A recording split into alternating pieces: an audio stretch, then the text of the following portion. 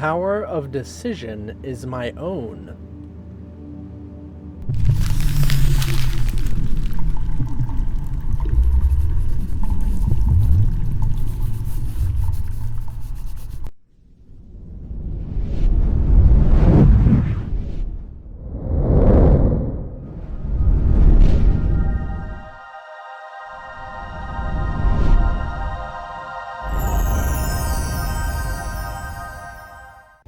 These kind of statements here is where everybody gets all confused and mixed up, because the level of confusion that becomes so apparent in this recognition is all jumbled up and confused. The idea that what this world is, when you think of this world, is likely not what this world is, and so your association to what this is saying about the world, or God didn't create this world, is usually an association to something that it's not, instead of what it is. So a key emphasis on let's see the world as it actually is. So your creation, see your creation as it actually is. Now this does get really kind of confusing, because one line is saying that God is all-inclusive, and the truth has to include all that is true, or else it's not true, right? Then it makes and disconcludes the previous one, that now it's false. Now, if the second one is true or false, then the first one is false. Now, oh yeah, what it's true? Something. The truth is true, and nothing else is true. So if nothing else is true is false, then the truth is true is false. See? So it has to be a full, complete statement, right? And then it's talking about how it's all inclusive and how God is all inclusive, and yet then it goes off saying about this world and how it excludes this world. Wait a second. So easily can we get confused because we like to think, oh, well, God did not create you something that changes. Transitory states, therefore, cannot be the truth of you. And so you likely, even just last couple lessons, I talked about how the spiritual universe is chaotic. I still stand by that from personal experience. So in this recognition that what is this talking about is the, as far as I refer to the dimensions, is the first dimension. God, the totality of all that is, only begat the Son. That's all creation is. Okay? Then everything after that, or circular to the beginning, so beginning and the end, all the transitory states of dimensions are what you are creating. So seeing creation as it is a recognition that this is all you. This is all you. So it's not actually changing. The truth of you never changes. Never changes. The truth of you is not your soul. It's not the spiritual universe. That's not the truth of you. The spiritual universe only exists after you were created, in the development of communication between you and the Father. So therefore, it's something you created, not the Father. It essentially is what, just like you and your creation, or the sense of the Son of God is an aspect of God, therefore it's always been as much as God has always been. The spiritual universe, the holy spiritual universe, I like to call the Holy Spirit, right, is a presence of, say, another aspect of this, the same two parts, God and the Father and the Son, the Father God and the Son God, and simply their communication between them. So that's the holy spiritual universe. So how is it chaotic and not chaotic at the same time? So the perspective of God, the totality of all that is not chaotic at all. It can't be. because that's the total essence of all that is. There is no movement in the total essence of all that is. Just like that idea, if we had a cup, one cup, it's not about one cup, it's about trillions of cups, and a cup's making cups, and the atoms of the cups, of all the cups, and the air in between the cups are cups, and there's cups everywhere, and there's only existence of all cups. Is there any argument between cups? No, there's only cups. They can't have argument between, that would be cups and arguments. No, there's only cups. So if it's all God, and there's only God and God, you can't have even a discussion between God and God, because that would be God and discussions exist. No, God and God exists. So the God and the God and the God, having a God with a God and the God. It doesn't make any sense in the division separated concepts. In the same way as division separated concepts make absolutely no sense in the singularity of all God. You see? So it's just like if we took every book in the library, I'll use this metaphor, and every library of every book, and we jam them all together and smush them all into the same little, I mean, even just one book, if you smush all the letters together, you can't even read. It's just a blob, right? So God can't be experienced. So when the truth of you can't be experienced, and that's what creation actually is in its whole inclusive essence. So throughout, if we divided up those books again, and then we read each book one at a time, called life, the Book of Devon.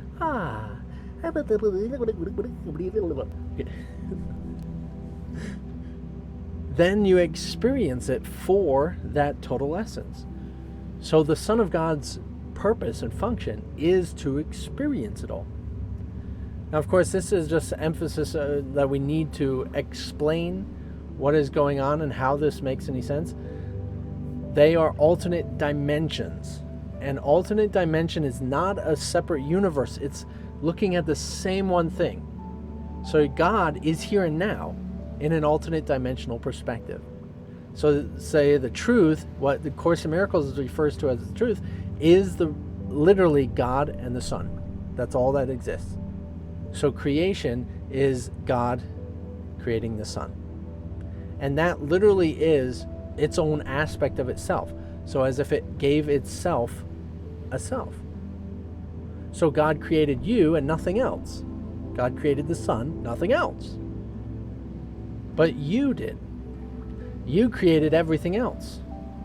So it was God gave itself a self. You, the Son of God. Then the Son of God explored all the possible variations of all that is. All the variations of God. To know what it is. To know what itself is. To experience itself. So hopefully this is really clear, and just to recognize that. And that it's kind of unusual that this lesson gets so much into that as well, but we just want to recognize that the power of decision is referring to everything. Nothing can happen without your decision. Nothing. So this is always fun.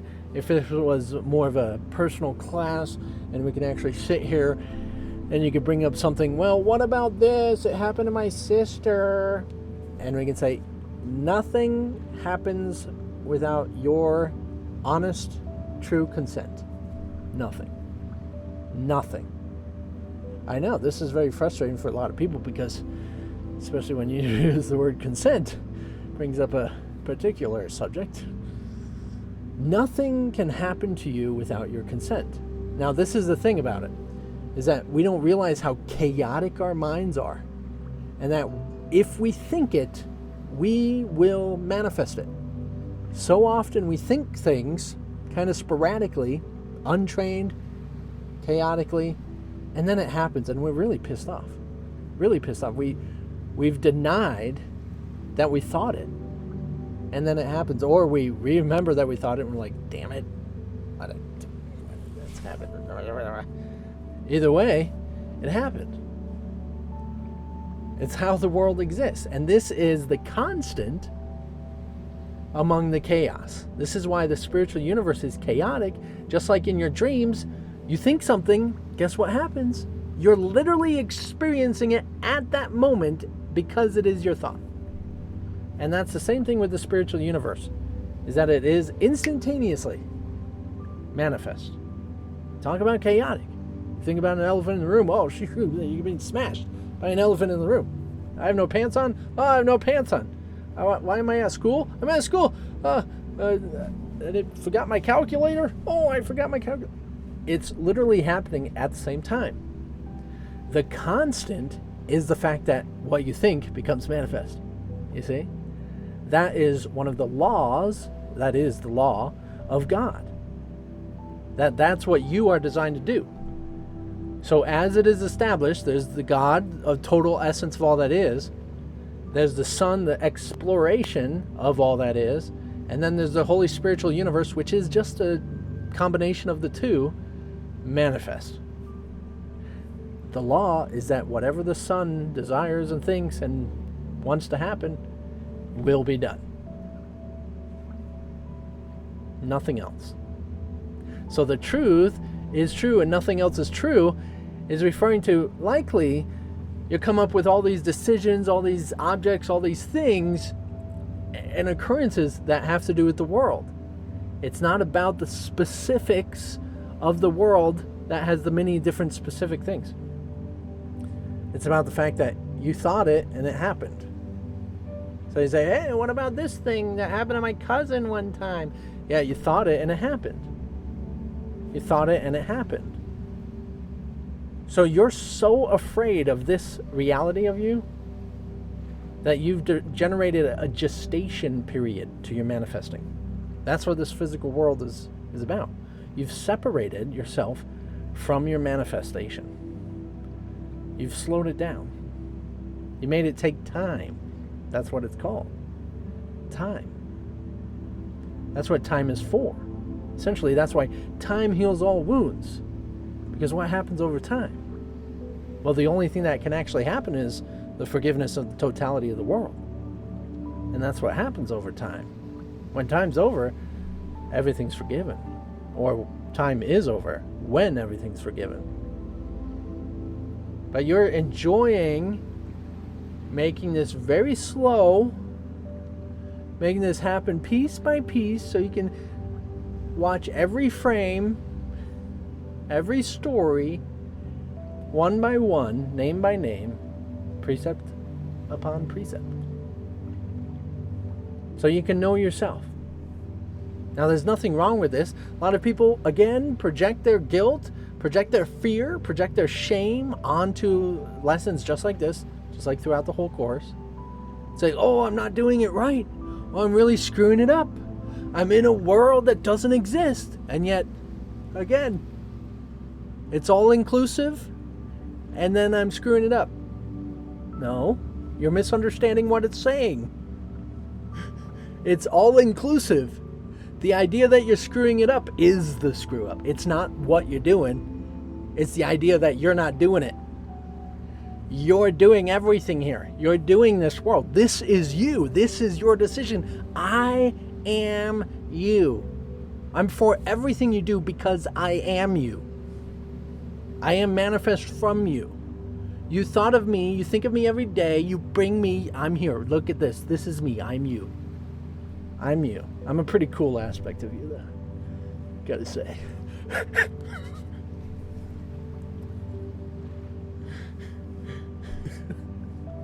It's arrogance that would say it is not true. It is not arrogance that would say that it is. But the ego sure makes up an idea of arrogance, saying it's the other way around, doesn't it? Say, oh, who are you to say that you've created this world? And of course, in your own doubt, you would develop people, design situations to prove to you or to fight you on the fact that you are what this is. It's like, oh no, this is not true. You can't do this. You can't do that. You can't walk on water. You can't heal the sick, right? Anything to prove. You're like, oh wow, yes, I can't. I can't. Because I don't believe it myself yet, right? I don't believe it myself yet. And that's okay. You don't believe it yourself yet. It's very likely. You don't need to. You can do anything you want. It's your decision that would make it happen. How to make a decision, that's another story. Because it's not just this audible voice in your head. It's not just like, oh yeah, now I'm going to try and move this with my mind.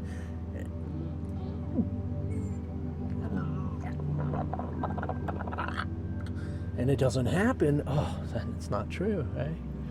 Oh, it doesn't happen, it's not true. Or that voice talking to you is not true, right? And yet, all the truth is true, and nothing but the truth is true.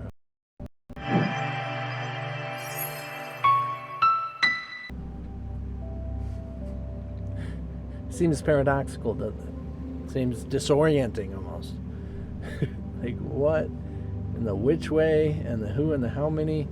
We like to develop like religions, for an example. A common enemy. A common enemy. Okay, Nemo. Common enemy brings us together. Right? What that is it's clear and understandable. We hate this guy. Let's call him Satan. We hate this guy. Right?